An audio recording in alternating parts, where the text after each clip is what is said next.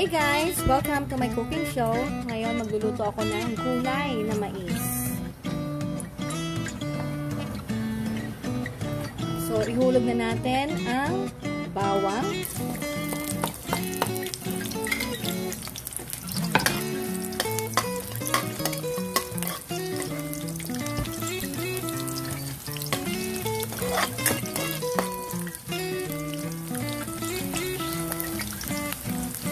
Sibuyas,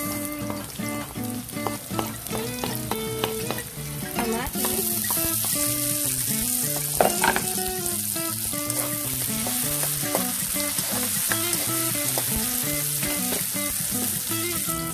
then ang ating meat.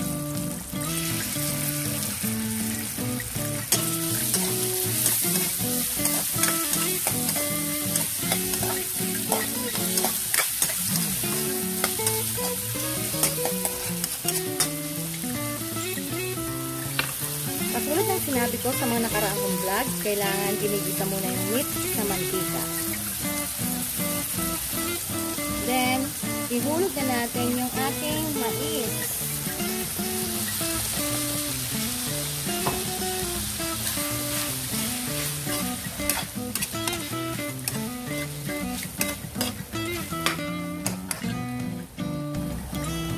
Then, lagay tayo ng half teaspoon of salt.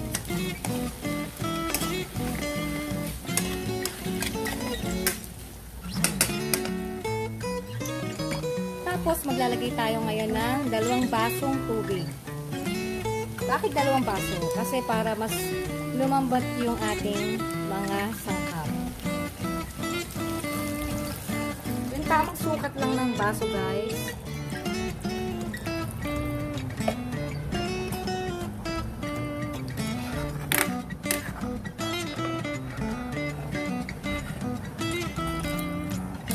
Tapos, takpan lang natin ito. Hayaan lang natin itong mag-simmer. So, guys, ayun na po. Actually, after 10 minutes, maglalagay na tayo ng okra, konting pepper, paminta, at isang kutsarang patis,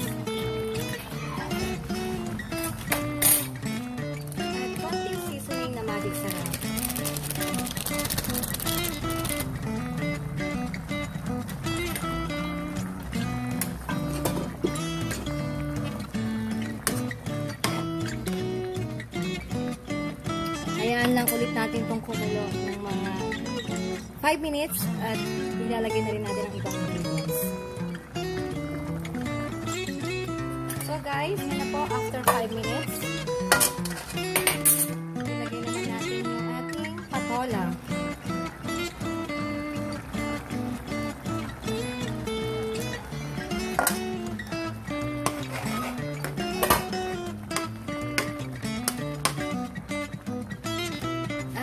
Ating dahon ng sili. So, kailangan lang natin mabuting hugasan ng mga dahon, lalo na ngayon, malapit ng tag-ulan.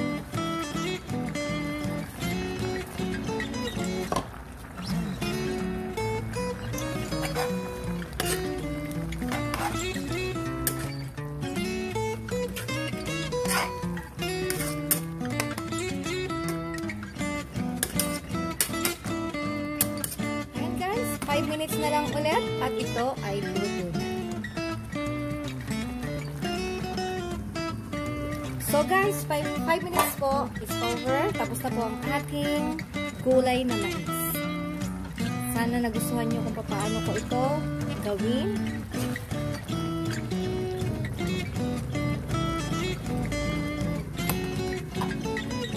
So 5 minutes guys is over. Luto na yung ating gulay na mais. Hanggang sa susunod po muli ng aking cooking show. It's me again, Sonia. Gulay na mais guys, and it's ready to serve. Bye guys!